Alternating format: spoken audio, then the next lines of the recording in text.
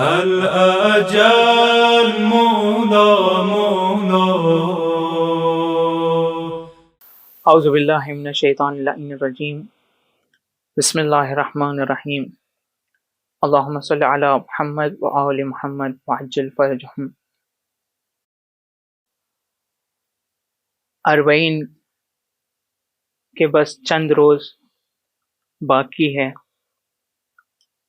زائر حسینی اپنے سفر پر نکل چکے ہیں اور کچھ ہی دنوں میں کربلا پہنچ جائیں گے. ایک قافلہ ایسا بھی تھا جو زندان شام سے کربلا جا رہا تھا اپنے پیاروں کو رونے کے لیے، ان پر آنسو بہانے کے لیے. منظر چہلم، منظر اربعین، قافلہ سادات کربلا سماعت فرمائیں.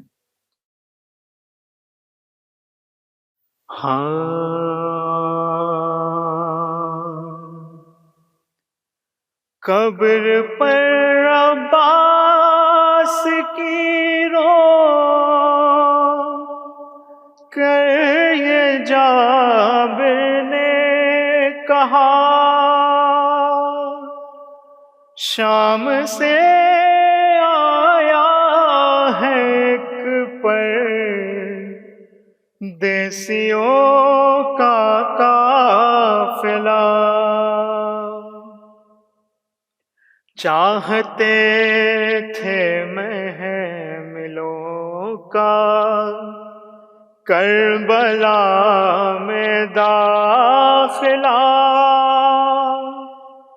راستہ میں نے جو روکا سارے باغ کہنے لگا،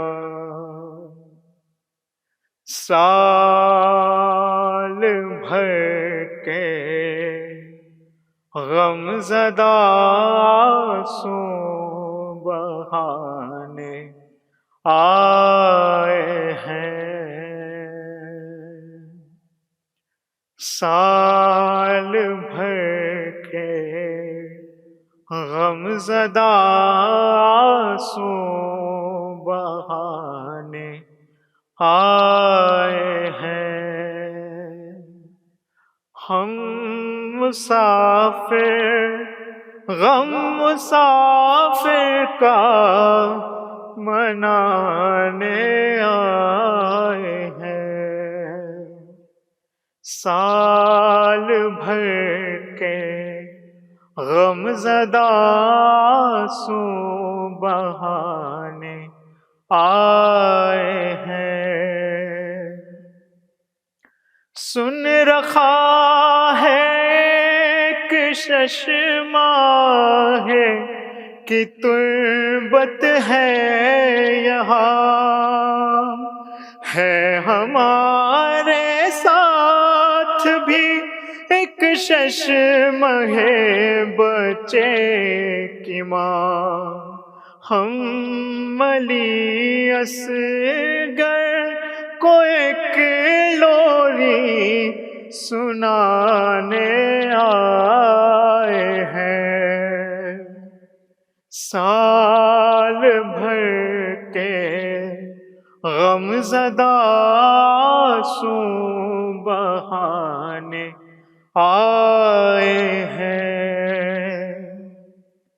قید خانے میں ہماری ایک بچی مر گئی، جاتے جاتے نام بابا کے وصیت کر گئی، ہر اس کی چادر تربت شہ پر چڑھانے آئے ہیں، سال بھر کے غم زدہ آنسو بہانے آئے ہیں۔ تم اسے بارات سمجھو قاسم نوشاہ کی، ہے سیاہ جوڑے میں ایک دلہن ہمارے ساتھ بھی، حسرتوں کے نام کی مہندی چڑھانے آئے ہیں۔ سال بھر کے غم زدہ آنسو بہانے آئے ہیں۔ حکم ہے عباس کا پیدل ہی آئے ہر کوئی، حکم ہے عباس کا پیدل ہی آئے ہر کوئی، ہے ہمارے ساتھ ایک بیوی جو چل سکتی نہ تھی، ہے اس کو چلنا آ گیا ہے یہ بتانے آئے ہیں۔ سال بھر کے غم زدہ آنسو بہانے آئے ہیں۔ سنتے ہیں کرتا نہیں کوئی دیا روشن یہاں، تربت شبیر پر رہتی ہے بس تاریکیاں، ہر قید خانے کے دیے اس پر جلانے آئے ہیں۔ سال بھر کے غم زدہ آنسو بہانے آئے ہیں۔ دشت میں کنبہ ہمارا بھی یوں ہی مارا گیا، ان مسلمانوں نے جی بھر کر ہمیں پرسا دیا، اے ہم سے ملنے ہر جگہ پر تازیانے آئے ہیں۔ سال بھر کے غم زدہ آنسو بہانے آئے ہیں۔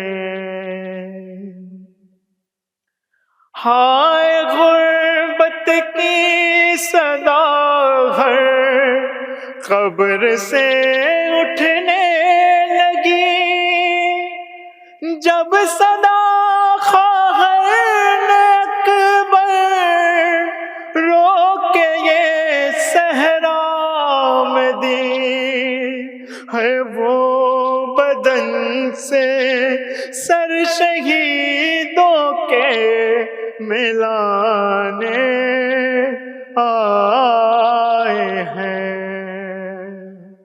سال بھر کے غم زدہ آنسو بہانے آئے ہیں۔ بر محمد و آل محمد صلوات، اللہم صلی علی محمد و آل محمد وعجل فرجہ۔ لا حول ولا قوة الا باللہ العلی العظیم۔ اعوذ باللہ من الشیطان الرجیم، بسم اللہ الرحمن الرحیم۔ الحمد للہ رب العالمین، وصلی اللہ علی محمد وآلہ الطیبین الطاہرین، ولعنۃ اللہ علی اعدائہم اجمعین من یومنا ھذا الی قیام یوم الدین۔ رب اشرح لی صدری ویسر لی امری واحلل عقدۃ من لسانی یفقہوا قولی، اما بعد فقد قال سبحانہ تبارک و تعالی فی کتابہ المجید وفرقانہ الحمید وقولہ الحق۔ بسم اللہ الرحمن الرحیم۔ یا ایھا الذین آمنوا اتقوا اللہ وابتغوا الیہ الوسیلہ وجاہدوا فی سبیلہ لعلکم تفلحون۔ اللہم صلی علی محمد وعلی۔ عزیزان محترم، آج یہ ہماری تیسری مجلس ہے اس عنوان سے کہ وسیلہ دین اسلام میں تقرب الہی کے لیے ضروری ہے۔ جیسا کہ اس آیت میں خداوند عالم ارشاد فرما رہا ہے، سورہ مائدہ کی آیت نمبر 35 ہے، اے ایمان والو، یا ایھا الذین آمنوا اتقوا اللہ، تقوی الہی اختیار کرو، وابتغوا الیہ الوسیلہ، اور اس کے لیے وسیلہ اختیار کرو، وجاہدوا فی سبیلہ، اور اس کی راہ میں جہاد کرو، لعلکم تفلحون، تاکہ تم کامیاب ہو جاؤ۔ گفتگو ہماری اس سلسلے میں ہوئی کہ اللہ کے بارگاہ میں وسیلہ قرار دینا شرک نہیں ہے، جیسا کہ بعض لوگ یہ شبہہ پیدا کرتے ہیں کہ اللہ کی بارگاہ میں کسی کو بھی وسیلہ قرار دینا شرک ہے۔ اس کے پہلے کی مجلس میں ہم نے آپ حضرات کی خدمت میں وہ آیات پیش کی کہ جس میں پیغمبر کو وسیلہ قرار دیا گیا ہے، پیغمبر کو وسیلہ قرار دینے کے لیے آیتیں نازل ہوئی ہیں، اور ان کے ذریعے سے جو ہے وہ بارگاہ الہی میں اپنی حاجت، اپنے استغفار، اپنی دعا پیش کرنے، اور خود پیغمبر وسیلہ بن کر کے جو ہے وہ مومنین کے لیے دعا اور استغفار۔ سوال یہاں آ کے رکتا ہے کہ آخر جب اتنا سب ہے قرآن کی آیات میں، تو ہمارے علاوہ وہ لوگ بھی تو سمجھتے ہوں گے جو لوگ اس کا انکار کرتے ہیں۔ بات یہاں آ کے رکی تھی کہ آخر وسیلے کی مخالفت کیوں کرتے ہیں؟ عزیزان محترم، جب سے دین اسلام آیا اور جیسے ہی پیغمبر نے توحید کا نعرہ بلند کیا، ویسے ہی لوگوں کو جو ہے وہ پیغمبر سے دشمنی شروع ہو گئی، جبکہ پیغمبر کے اس اعلان سے پہلے لوگوں کو پیغمبر سے بہت محبت تھی، پیغمبر کے اپنے کردار کی بنیاد پر۔ اتنا پرآشوب زمانہ، آپ توجہ فرمائیں، اتنا پرآشوب زمانہ کہ جہاں سوائے شرک اور بت پرستی کے مکے میں کچھ بھی نہیں تھا، وہاں پیغمبر کو 40 سال تک لوگ صادق اور امین کے لقب سے یاد کرتے تھے۔ اس کا مطلب یہ ہے کہ کتنا بھی انسان خراب ہو، لیکن صداقت اور امانت ایک ایسی چیز ہے کہ جس کی وجہ سے انسان کے دل میں ایک وقار پیدا ہوتا ہے۔ اور پیغمبر کے اس 40 سال کی زندگی میں صداقت اور امانت کی بنیاد پر لوگ اتنا زیادہ پیغمبر کو سچا اور امانت دار مانتے تھے کہ پیغمبر نے خود یہ کلمے کا اعلان کرنے سے پہلے جب لوگوں سے یہ سوال کیا کہ اگر میں یہ کہوں کہ اس پہاڑ کے پیچھے ایک لشکر ہے اور وہ تمہارے اوپر حملہ کرنا چاہتا ہے تو کیا بغیر دیکھے تم لوگ مان لو گے؟ تو لوگوں نے برجستہ ایک زبان ہو کر کے کہا کہ بالکل مان لیں، کیونکہ آج تک آپ سے ہم نے کچھ غلط سنا ہی نہیں ہے۔ لیکن اتنا پیغمبر کے اوپر بھروسہ رکھنے اور صداقت اور امانت کا کلمہ پڑھنے کے بعد جب پیغمبر نے توحید کا نعرہ بلند کیا ہے تو وہی لوگ جو پیغمبر کے احترام کے قائل تھے صداقت اور امانت کے بنیاد پر، پیغمبر کے مخالف ہو گئے اور پیغمبر کو طرح طرح کی اذیتیں دینے لگے۔ آپ تاریخ اسلام پڑھیں تو آپ دیکھیں گے کہ پیغمبر نے صرف ایک نعرہ بلند کیا کہ قولوا لا الہ الا اللہ تفلحوا، فلاح یہاں بھی ہے، دیکھیں فلاح، اس آیت کو جو میں نے پیش کیا لعلکم تفلحون، توحید انسان کے فلاح کا ذریعہ ہے۔ تو توحید تک پہنچنا کیا ہے؟ اس کا وسیلہ اختیار کرو، وجاہدوا فی سبیلہ لعلکم تفلحون۔ تو توحید تک پہنچنا اگر آپ کو ہے تو اس کا وسیلہ چاہیے آپ کو۔ پیغمبر کو اللہ نے وسیلہ بنایا لوگوں کو کلمہ توحید پڑھانے کے لیے اور لوگوں کو اللہ کی وحدانیت کا اقرار کرنے کے لیے۔ جو لوگ بت پرستی میں مصروف تھے، بت پرستی کر رہے تھے، ان کو پیغمبر نے دعوت دی توحید کی طرف۔ تو اب جتنے بھی بت پرست لوگ تھے اور دوسرے جن کے مذہب اور جن کے عقیدے کے اعتبار سے مشکلات تھی، تو انہوں نے کیا کیا؟ پیغمبر کی مخالفت شروع کی، اور جس طرح سے ہو سکتا تھا ان کی مخالفت شروع کی۔ پیغمبر کو جادوگر کہا، ساحر کہا، شاعر کہا، جو الزام، مجنون کہا، یعنی جو کہہ سکتے تھے آپ کے راستے میں رکاوٹ پیدا کی اور آپ کے اوپر کوڑا کرکٹ پھینکا، یہاں تک کہ پیغمبر کو حکم ہوا کہ آپ مکے سے ہجرت کر جائیے۔ 40 سال تک آپ نے اپنے کیریکٹر کا کلمہ پڑھوایا، اس کے بعد 13 سال تک جب آپ نے مکے میں لوگوں کو اسلام کی طرف دعوت دی، 13 سال کی زندگی وہ ہے، اور لوگوں نے مخالفتیں شروع کی، کس بات کی؟ توحید کی، اور کوئی نہیں تھا۔ ایک ہی نعرہ بلند کیا تھا پیغمبر نے کہ لا الہ الا اللہ کا، کوئی بھی اللہ کے علاوہ معبود نہیں ہے، صرف اس کی عبادت کرو۔ لوگ مخالف ہو گئے اور پیغمبر کو مکے سے ہجرت کرنی پڑی مدینے کی طرف، یعنی اتنا بھی کوئی ساتھ دینے والا نہیں تھا۔ کس بنیاد پر؟ صرف توحید کا کلمہ بلند کرنے کی بنیاد پر۔ غور کریں، میں جس منزل پر لا رہا ہوں آپ کو توجہ فرمائیں کہ توحید ہی کا کلمہ وہ تھا جس کی بنیاد پر اتنی مخالفت تھی۔ 53 سال کی زندگی مکے کی ہے، 40 سال خاموشی کی زندگی، 13 سال بعثت کے بعد کی زندگی ہے۔ اس کے بعد رزلٹ کیا ہے؟ کیوں ہجرت کرنی پڑی؟ اس لیے کہ توحید کا جو نعرہ پیغمبر نے بلند کیا، اس کی مخالفت ان لوگوں نے شروع کی کہ وہ بت پرستی نہیں چھوڑنا چاہ رہے تھے، وہ اللہ کو ایک ماننے کے لیے تیار نہیں تھے، اور پیغمبر کو مکے سے ہجرت کرنی پڑی، مدینے چلے گئے، 2 سال مدینے میں رہے۔ 2 سال کے بعد پہلی جنگ ہوئی، کتنی؟ سن 2 ہجری میں، کہاں؟ جنگ بدر، پہلی جنگ ہے ماہ مبارک رمضان میں جو جنگ بدر ہوئی۔ کتنے سپاہی ہیں پیغمبر کے پاس؟ 313۔ یہ ہسٹری ہے جس سے کوئی انکار نہیں کر سکتا، آپ بھی کہہ رہے ہیں 353 سال ادھر، 2 سال ادھر، 55 سال میں 313۔ اس کے بعد اب شروع ہوئی جنگ۔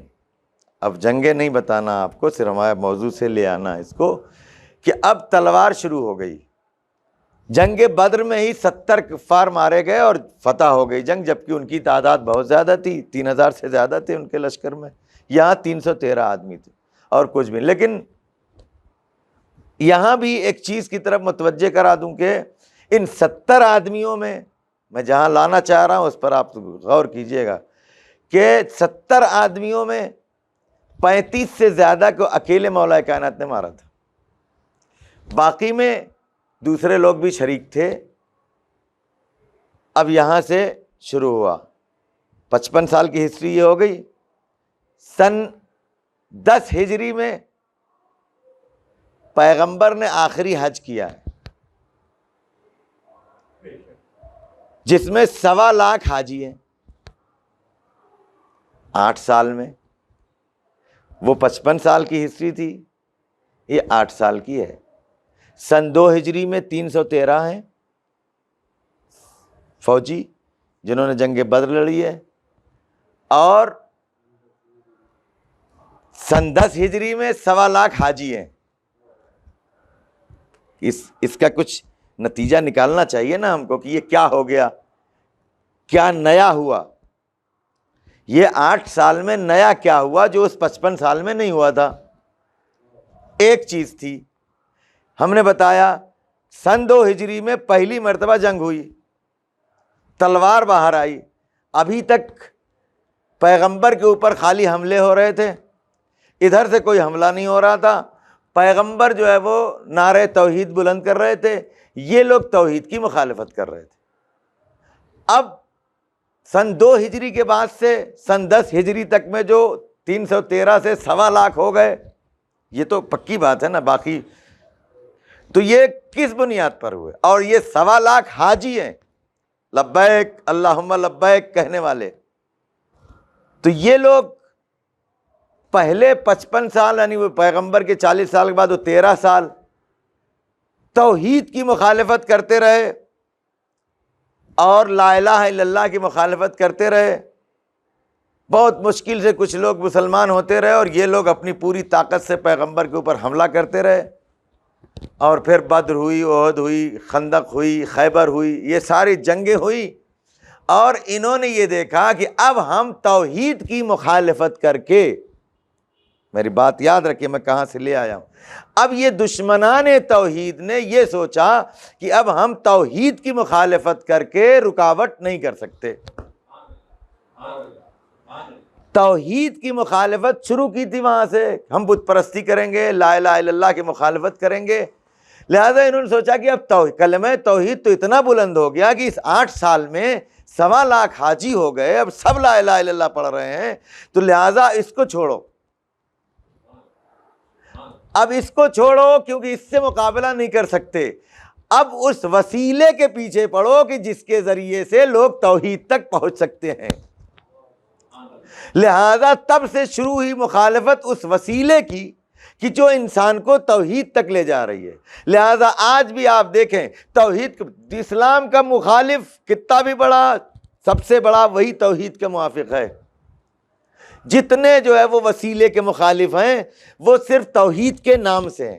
یہ دشمن کی پرانی سازش ہے، پہلی سازش ہے کہ اگر آپ ٹارگٹ کو ہٹ نہیں کر سک رہے ہیں تو ٹارگٹ تک پہنچنے والی چیزوں کو ہی روک دو. اس کو مانتے رہو کہ ہاں بھائی یہ تو بہت اچھی چیز ہے، بہت اچھی چیز ہے، لیکن جس کو وہاں پہنچنا ہے وہاں پہنچنے سے پہلے ہی راستے، چھت پر پہنچنا اچھی بات ہے، سیڑھی ہٹا دو. کبھی مخالفت نہیں کریں گے چھت پر جانا چاہیے، لیکن جب سیڑھی نہیں تو لوگ جائیں گے نہیں. لہٰذا توحید کے مخالفت چھوڑ دی انہوں نے. جب انہوں نے جنگ بدر کے بعد سن 2 ہجری کے بعد دیکھا کہ اب توحید کے کلمے کو نہیں روک سکتے ہیں، توحید کا کلمہ بلند ہوگا، توحید کے لا الہ الا اللہ سب پڑھنے والے ہیں، لہٰذا اب انہوں نے وہ راستے پر آ کر کے رکاوٹ ایجاد کی ہے کہ جہاں سے توحید انسان کو ملتی ہے. اور یہ دنیا نے دیکھا کہ اس وقت تک لوگوں کو توحید صحیح طریقے سے نہیں مل سکتی جب تک کہ وہ پیغمبر، قرآن، اہل بیت ان سے وابستہ نہ ہوں. اللہ کو ماننے والے سب مل جائیں گے آج آپ کو، مسلمان ہو غیر مسلمان بھی مل جائیں گے، لیکن صحیح طریقے سے وہاں تک پہنچنا، توحید تک پہنچنے کے لیے. اور یہ دشمن کی بہت بڑی سازش ہے جو آج تک چل رہی ہے. لہٰذا آپ دیکھیں توحید کا سب سے بڑا پرچم دار کون ہے؟ وہابیت. ان سے ہر چیز میں ان کو شرک دکھائی دیتا ہے. شرک کیوں؟ جو چیزیں اللہ تک پہنچانے والی ہیں اسے، کیونکہ دیکھو مسلمانوں میں چاہے جیسا ٹوٹے سے ٹوٹا، پھوٹے سے پھوٹا، سڑے سے سڑا مسلمان ہو، وہ توحید کے بارے میں حساس ہے. کسی بھی مسلمان کو آپ لے آئیں گے تو اگر توحید ہٹا دیا اس کے پاس سے تو مسلمان ہی نہیں رہے گا نا. تو کچھ مانے نہ مانے، کچھ کرے نہ کرے، کیونکہ داخل ہوتا ہے کس چیز سے؟ لا الہ الا اللہ، کوئی بھی معبود نہیں ہے سوائے اللہ کے. یہیں سے اس کی بنیاد ہے, یہیں سے شروعات ہے, یہیں سے اس کا اسلام ہے, یہیں سے اس کا دین ہے. یا ایھا الذین آمنوا وہیں سے ہے, اللہ کو مانا ہے تب تو مسلمان ہوا ہے. لہذا اس کے لیے سب سے حساس معاملہ کیا ہے مسلمان کے لیے؟ توحید. اس سے جہاں ذرا سا بھی انکار کیا وہاں جو ہے وہ اسلام کے دائرے سے خارج ہو گیا. لہذا دشمن نے یہ سوچا کہ اس کی مخالفت تو آپ نہیں کر سکتے کیونکہ پھر مسلمان کل کرے گا توحید سے. لہذا جو بھی راستے, توحید کو کیوں, اللہ کو کیوں ماننا ہے؟ مسئلہ یہاں ہے کہ اللہ کو ایک کیوں ماننا ہے, اس کے علاوہ کوئی معبود نہیں ہے, کیوں ماننا ہے؟ تاکہ انسان ترقی کرے. اللہ کو کوئی بھی نہ مانے تب بھی اللہ پہ کوئی فرق پڑنے والا نہیں ہے. ساری دنیا کافر ہو جائے اس کی الوہیت میں ذرہ برابر فرق آنے والا نہیں ہے. اگر کسی کو ترقی چاہیے تو اللہ کو ایک ماننے کے بعد, اللہ کو ایک ماننے کی وجہ سے لوگوں کو جو اللہ پر ایمان رکھے گا اس کو ترقی ملے گی. اس کو کیا کہا؟ لعلکم تفلحون. یہ آیت جو میں نے پڑھی سورہ مائدہ کی آیت نمبر 35, یا ایھا الذین آمنوا اتقوا اللہ, تقوی الہی اختیار کرو, وابتغوا الیہ الوسیلہ, اور اس کے طرف وسیلہ اختیار کرو, وجاہدوا فی سبیلہ, اور اس کے راہ میں جہاد کرو. کیوں؟ لعلکم تفلحون. تو کس کے لیے ہے یہ؟ ایمان لانے والوں کے لیے.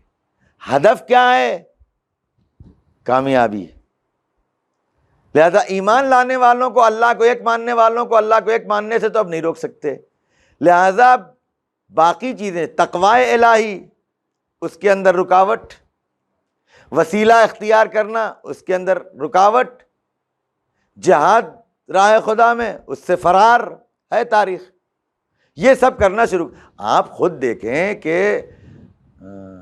ایک صلوات پڑھیں محمد وعلی محمد. جنگ احد, جنگ احد میں کتنی سخت لڑائی ہوئی ہے.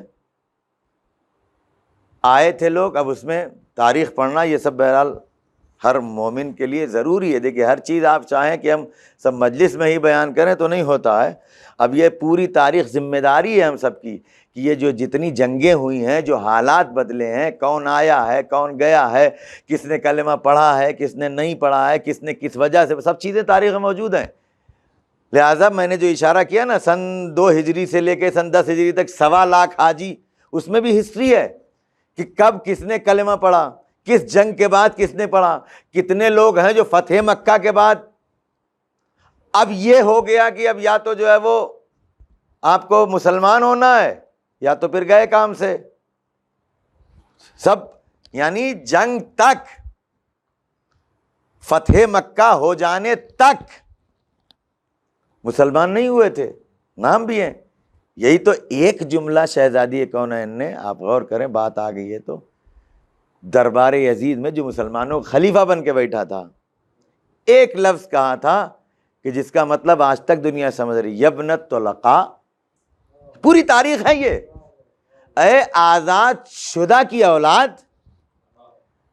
جن لوگوں کو ہمارے جد نے آزاد کیا تھا, یہ آزاد ہونے کا مطلب کیا ہے؟ یعنی آپ غلامی میں آ گئے, تو غلامی میں آنے کا مطلب کیا ہے؟ غلامی میں آنے کے بعد آزاد ہوئے ہیں نا.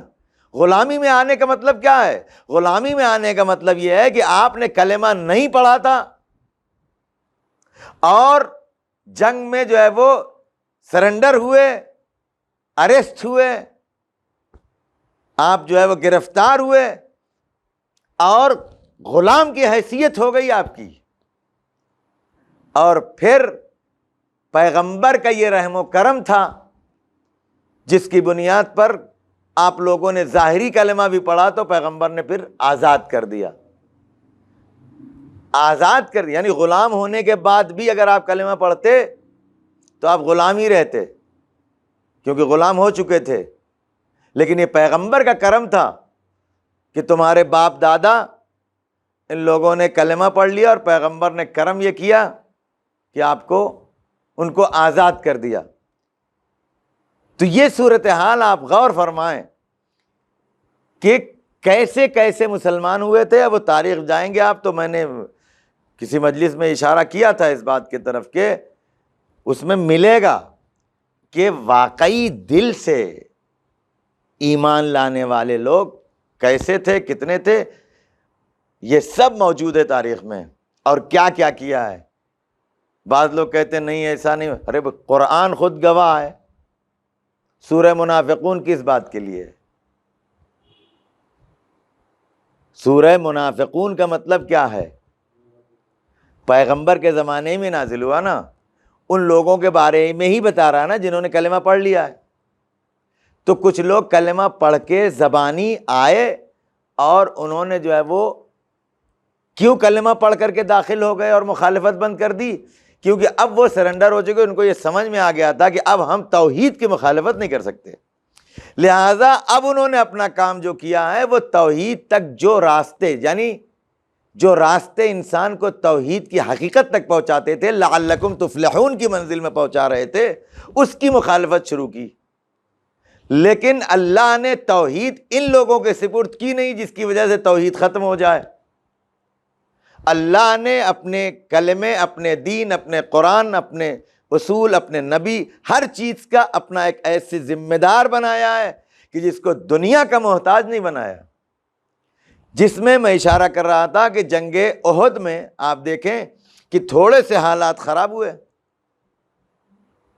تو کیا کیا؟ لوگ فرار ہو گئے، پہاڑ پر بھاگے، اور اپنے بھاگنے کی کیفیتیں بھی بعض لوگوں نے بیان کی ہیں۔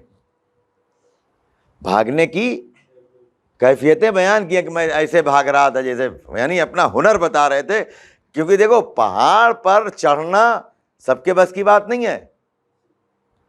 پہاڑ پر چڑھ کے وہ ایک الگ ہنر ہوتا ہے۔ تو انہوں نے اپنا ہنر بتایا کہ میں پہاڑ پر ایسے اچک رہا تھا جیسے پہاڑی بکری، اور پھر بھاگنے والوں کی کنڈیشن ایسی تھی، بھاگ کے اس طرح سے گئے تھے کہ اب ٹکنے والوں کا نام ہی نہیں ہے، اور اب کوئی جنگ سے بھاگ گئے جب پیغمبر کو زخمی حال میں چھوڑ کے، تو فضیلت کیا بچی؟ اور ظاہر کرنا ہے فضیلت۔ توجہ چاہتا ہوں اس نقطے کی طرف کہ ظاہر کرنا ہے فضیلت کی، یہ ہمارے یہ بزرگ بڑے با فضیلت تھے، جب بھاگ گئے تو کیسی فضیلت بھائی؟ تو جانتے ہیں وہاں بھی جو ہے فضیلت سب سے پہلے واپس آنے والوں میں تھے ہمارے ابا۔ توجہ فرمائے، یہ کیا تھا ان کا؟ آ گئے لوگوں نے، توحید سے اب مقابلہ نہیں ہے، تو اب اندر داخل ہو کر کے آپ توجہ فرمائیں، جتنی جنگیں ہیں، اگر مولا کائنات حضرت علی ابن ابی طالب علیہ السلام نہ ہوتے، اللہم صلی علی محمد و آل محمد وعجل فرجہم، آپ نہ ہوتے تو جنگوں کا کیا عالم ہوتا؟ آپ پڑھیے تو پتہ چلے گا۔ یہی جس جنگ کا ہم بتا رہے ہیں، جنگ احد، کیسے سب بھاگ گئے، مولا کائنات پیغمبر کی حفاظت کر رہے ہیں، اس سے کسی کو انکار نہیں ہے۔ پیغمبر زخمی ہیں، ایک طرف پیغمبر کی حفاظت کرنا ہے، دوسری طرف دشمن کو بھگانا، ان سے جنگ کرنا ہے، اور ایسی جنگ کی جب سارے لوگ چھوڑ کے بھاگ گئے ہیں تو اتنی جنگ کی مولا کائنات نے کہ تلوار ٹوٹ گئی آپ کی۔ ہم اور آپ ہوتے تو اب تو بہانہ مل گیا، بہانہ نہ صحیح عذر ہو گیا، بھئی بغیر تلوار کے کیسے؟ لیکن یہی ہے وسیلہ۔ اللہ نے جب وسیلہ بنایا ہے نا ان کو، توحید کے بچانے کا وسیلہ اللہ نے بنایا ان کو، تو جب اس نے بنایا ہے تو تلوار جب ٹوٹ گئی تو اللہ نے تلوار بھی نازل کر دی۔ لیکن جن لوگوں کو دنیا پر اپنے اس پر بھروسہ تھا، جس کو توحید پر بھروسہ ہے، وہ وسیلے کو اصل نہیں مانتا۔ توجہ فرما رہے ہیں؟ علی میدان میں، صلوات پڑھیں محمد و آل محمد، صلی علی محمد و آل محمد، میدان میں جنگ کر رہے ہیں تلوار کے ذریعے سے۔ تلوار وسیلہ ہے جنگ کا، لیکن طاقت خدا کی ہے۔ لہذا جب تلوار ٹوٹ گئی تو چونکہ تلوار کو ہی کل نہیں سمجھ رہے تھے علی، اللہ کے بھروسے لڑ رہے تھے، لہذا اللہ تو ہے لہذا تلوار کے بھروسے لڑ رہے ہوتے تو بھاگ جاتے. تلوار ایک وسیلہ ہے. وسیلہ اگر نہیں رہا تو جس نے اس کو وسیلہ بنایا ہے وہی دوسرا وسیلہ بنائے گا. تو جس کو توحید پر یقین ہوگا وہ وسیلے پر یقین رکھے گا, تو یہی یقین رکھے گا کہ اللہ نے وسیلہ بنایا. تو جس نے یہ وسیلہ بنایا وہی دوسرا وسیلہ بھی بنائے گا. لہذا آپ تاریخ میں دیکھیں کہ وسیلے کو کل سمجھنا الگ مسئلہ ہے اور اللہ کا بنایا ہوا وسیلہ سمجھنا الگ مسئلہ ہے. اپنی مرضی کا وسیلہ تلاش کرنا الگ ہے, اللہ کا بنایا ہوا وسیلہ تلاش کرنا الگ ہے. تو جو وسیلہ اللہ کے ذریعے بنایا ہوا وسیلہ سمجھتا ہے نا, جب اللہ پر بھروسہ رکھتا ہے تو جو بھی وسیلہ ہو, ہماری سمجھ میں آ رہا ہو تب بھی, نہ آ رہا ہو تب بھی, اس پر یقین ہے. دنیا جس کو وسیلہ سمجھتی ہے کامیابی کا, اللہ اس کو جو ہے وہ جب چاہے اسی کو وسیلہ بنا دے تنزلی کا. ترقی کا وسیلہ تنزلی کا, تنزلی کا وسیلہ ترقی کا, اگر وسیلہ آپ اس کو اس کا بنایا ہوا مانتے ہیں تو. فرعون وہ سمجھ رہا تھا کہ کامیابی کا وسیلہ جو ہے وہ طاقت ہے, دولت ہے, ثروت ہے. چاہے تو ہم لوگوں کو خدا منوا لیں, ہمارے پاس طاقت ہے, ہمارے پاس وسیلے ہیں, فوج ہے. کیا جو بھی پیدا ہونے والے لوگ بچے ہیں ان کو مار ڈالو. وہ جتنے اچھا یہ بتائیے کتنے بڑے بڑے عالم رہے ہوں گے فرعون کے دربار میں. یہ یاد رہے کہ وسیلے کا ویلو اللہ کی نسبت کی بنیاد پر ہے. اگر اللہ سے ہٹ گیا تو کیسا بھی وسیلہ ہو وہ آپ کو اللہ تک نہیں پہنچائے گا, تو کہیں بھی آپ کو ہلاکت کے علاوہ کوئی دوسرا راستہ نہیں میسر ہونے والا ہے. لہذا وابتغوا الیہ الوسیلہ, اس کی جانب جانے والا وسیلہ تلاش کریں آپ, اس کی طرف لے جانے والا وسیلہ. فرعون اپنی طاقت, کتنی طاقت رہی ہوگی اس کے, کیسے کیسے علماء رہے ہوں گے, کتنا علم رہا ہوگا ان کے پاس کہ جنہوں نے اپنے علم کے ذریعے سے حساب لگا کے یہ بتا دیا غیب کی بات. آپ بتائیے معمولی علم تھوڑی رہا ہوگا کہ ایک ایسا پیدا ہونے والا ہے جو تیری موت کا سبب بنے گا. یہ علم تھا تب نے بتا دیا. فرعون نے کہا ٹھیک ہے آنے والوں کو ہی مار دوں گا, لیکن یہ نہیں جانتا تھا کہ تم جس کو سمجھتے ہو وسیلہ, وہ وسیلہ بنانے والا ہے. تم نے یہ سوچا کہ تلوار کے ذریعے سے لوگوں میں ڈر اور خوف پیدا کر کے موسیٰ کو پیدا ہونے سے روک دیں گے. اللہ نے کہا یہی ڈر اور یہی خوف اس کو ہم وسیلہ بنا دیں گے موسیٰ کے تیرے گھر میں پلنے کا. تو جو تاریخ سے واقف ہے نا, اس نے وسیلہ سمجھا کہ خوف کے ذریعے سے لوگوں کے دل میں ہم اپنی وہ کریں اور خوف پیدا کریں, اور خوف کی بنیاد پر ہم اپنے کو جو ہے وہ انا ربکم الاعلیٰ پڑھوائیں, کہلوائیں ان سے, اور پیدا ہونے سے بچے اتنا خوف ہراس کر دیں کہ کوئی بچہ پیدا ہی نہ ہو, اور ہو تو اس کو مار دیا جائے گا. اگر یہ خوف نہ پیدا ہوتا تو جناب موسیٰ کی والدہ اپنے جناب موسیٰ کی ولادت پر پریشان نہ ہوتی تو پھر ان کے ذہن میں اللہ یہ نہ ڈالتا کہ صندوق بناؤ, صندوق میں بیٹے کو رکھ دو, بیٹے کو رکھ کے جو ہے دریا کے حوالے کر دو, پھر دریا کے حوالے وہ صندوق پہنچ کے موسیٰ کے گھر میں. تو وسیلہ اس سے جڑا ہوا ہے, وہ جس کو چاہے. اب آپ دوسرا, قرآن میں بہت سے واقعات ایسے ہیں, دنیا کے واقعات ہیں. وسیلہ ہم سمجھتے ہیں کیا اور اللہ نے بنایا ہے کیا.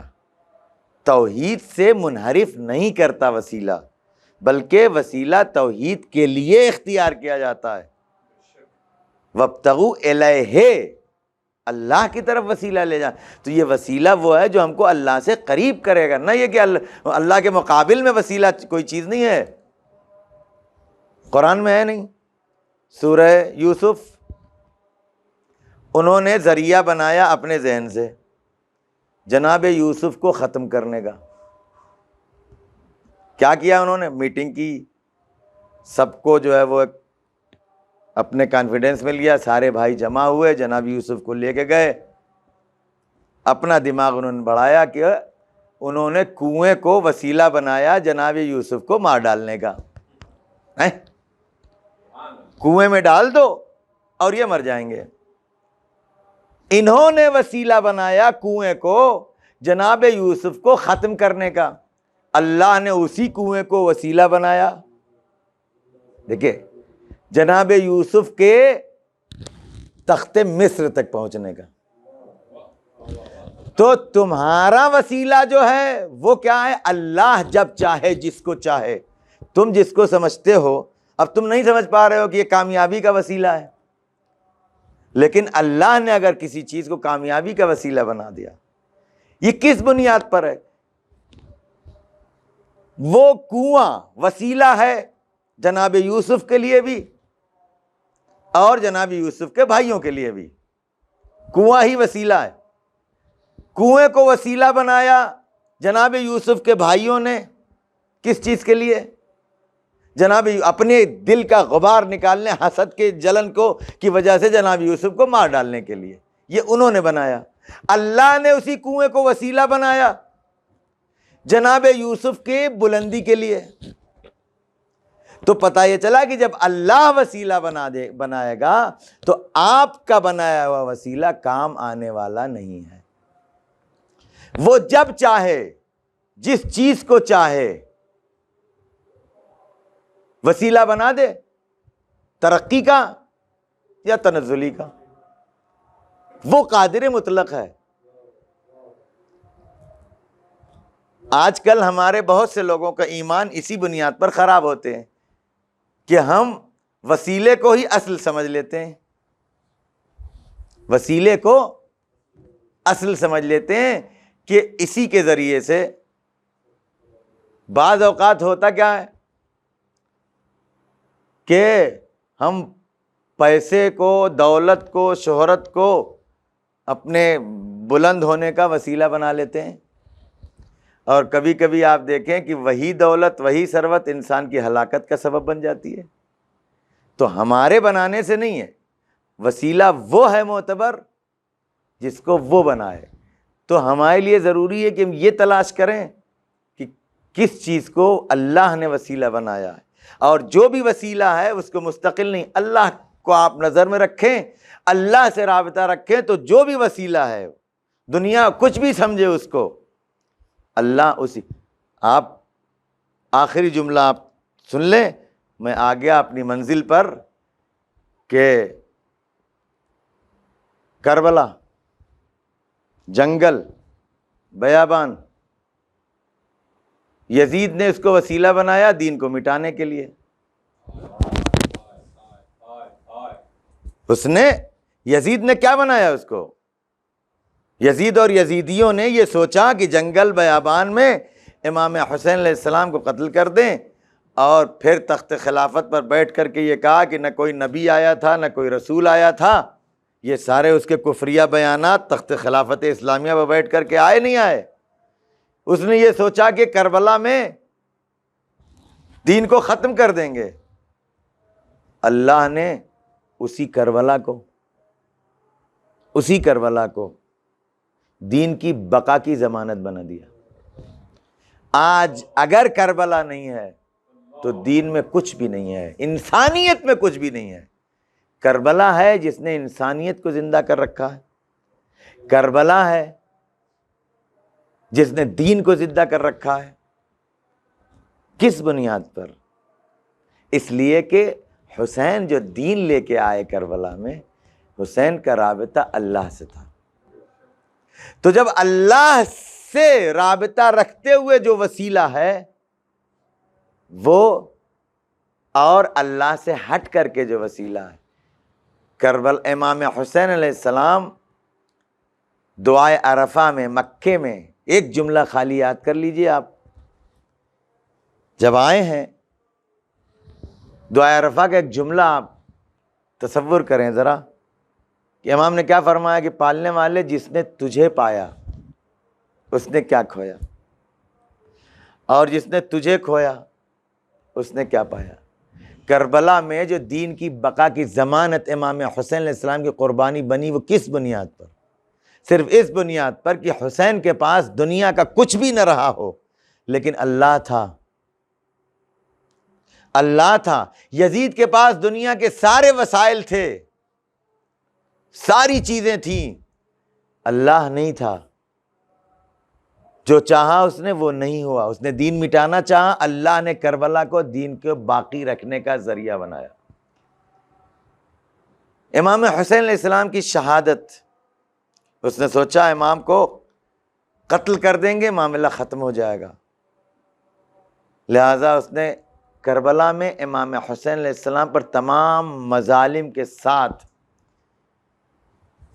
اس کے پہلے کی مجلس میں نے آپ حضرات کی خدمت میں عرض کیا تھا کہ ایسی مصیبت جس کو آپ تصور نہیں کر سکتے ہیں، حتیٰ کہ 6 مہینے کے بچے کو بے جرم و خطا قتل کیا۔ اب حسین کا کوئی ہمدرد نہیں، کوئی مددگار نہیں ہے، حسین کربلا میں یکا و تنہا اکیلے ہیں، لیکن حسین کے ساتھ اللہ ہے۔ دنیا کی کتنی بھی مصیبتیں ہیں، جانتے ہیں کیا عالم ہے حسین کی غربت کا؟ امام حسین علیہ السلام آخری رخصت کے لیے آئے، بہن کے ساتھ بیمار کے خیمے میں گئے، بیمار سے الوداع کہنے کے لیے باپ کو آتا دیکھا، بیمار نے کہا پھوپھی اماں ذرا سہارا دیجئے، بابا آ رہے ہیں آپ سہارا دیجئے۔ شہزادی نے چوتھے امام کو سہارا دے کر کے بٹھایا، چوتھے امام نے پوچھنا شروع کیا بابا جنگ کا کیا عالم ہے؟ کہا بہت شدید جنگ ہوئی۔ کہا بابا چچا عباس کہاں ہے؟ اس کا مطلب یہ ہے کہ ابھی تک جناب زینب تیمارداری تو کر رہی، لیکن جناب زینب نے بیمار کو جناب ابوالفضل عباس علیہ السلام کی شہادت کی خبر نہیں دی ہے۔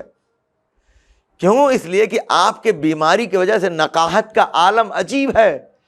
کہا بیٹا تمہارا چچا نہر فرات پر شہید ہو۔ کہا بابا علی اکبر کہاں ہے؟ کہا بیٹا وہ بھی شہید ہو۔ کہا بابا قاسم؟ اب امام حسین علیہ السلام نے ایک آخری جملہ کہا ہے تاکہ سب کے بارے میں ایک سوال ہو جائے۔ کہا بیٹا بس اتنا سمجھ لو کہ مردوں میں ہمارے اور تمہارے علاوہ کوئی نہیں بچا ہے۔ یہ سننا تھا کہ ابھی میں نے کہا نا کہ بیمار نے کہا پھوپھی اماں مجھے سہارا دیجئے تاکہ بابا کے استقبال میں اٹھ کے بیٹھ سکوں۔ کہتے پھوپھی اماں مجھے ایک عصا دے دیجئے، ایک نیزہ دے دیجئے۔ کہا بیٹا یہ عصا اور نیزہ کیا کرو گے؟ کہا پھوپھی اماں عصا پر تکیہ کروں گا اور نیزے سے فرزند فاطمہ کی طرف سے دفاع کروں گا۔ حسین نے گلے سے لگایا میرے لال ابھی تم کو یہ قافلہ لے کر کے جانا ہے، نسل امامت کو باقی رکھنا ہے، صبر کرو میں میدان میں جا رہا ہوں۔ عزیزان محترم، اس عالم میں کہ جب ایک بیمار بیٹا ہے، سید سجاد کے دل کی کیفیت کا کوئی اندازہ لگا سکتا ہے کہ کس عالم میں سید سجاد ہیں، لیکن ان مصائب کو بھی برداشت کیا ہے۔ لیکن عزیزو ایک منزل وہ آئی ہے کربلا میں کہ جب اگر جناب زینب نہ ہوتی، 2 جملے آپ کے خدمت، تو بیمار کا اس دنیا میں زندہ رہنا مشکل تھا۔ جانتے ہیں وہ منظر کون سا تھا؟ یہ سارے مصائب ابھی ہم نے سنا ہے نا، چوتھے امام علیہ السلام اتنے، اس کے باوجود امام نے سارے مصائب برداشت کیے۔ بابا کی وصیت ہے، نو کے نیزہ پر بابا کا سر دیکھا، لیکن ایک منزل وہ آئی ہے کہ جب پشت شتر پر چوتھے امام کو باندھ دیا گیا ہے، قافلہ اسیر کر کے جب لے جایا جانے لگا، مقتل کی جانب سے جب یہ قافلہ گزارا گیا ہے تو ایک مرتبہ جناب زینب بھائی کے لاشے پر نوحہ کر رہی ہے، فریاد کر رہی ہے، گریہ کر رہی ہے۔ مقاتل نے لکھا ہے کہ شہزادی کے گریہ میں، فریاد میں، فغاں میں اتنا درد تھا کہ دشمن منہ پھیر پھیر کے رو رہے تھے۔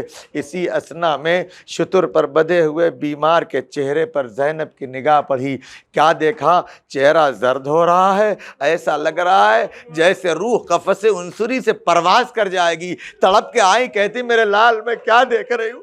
آخر تم زندہ نہیں رہو گے کیا؟ تم اپنی جان دے دو گے؟ ایک مرتبہ بیمار نے تڑپ کہا پھوپھی اماں وہ بیٹا کیسے زندہ زندہ رہے، جس کے باپ کا جنازہ بے گور و کفن جلتی ہوئی زمین پر پڑا ہو اور بیٹا اتنا مجبور کہ باپ کو چند مس خاک بھی نہیں دے سکتا، شہزادی نے سمجھایا، تسلی دی، میرے لال چلو کلیجات سے آ کے بابا کے لاشے کو دفن کر دو۔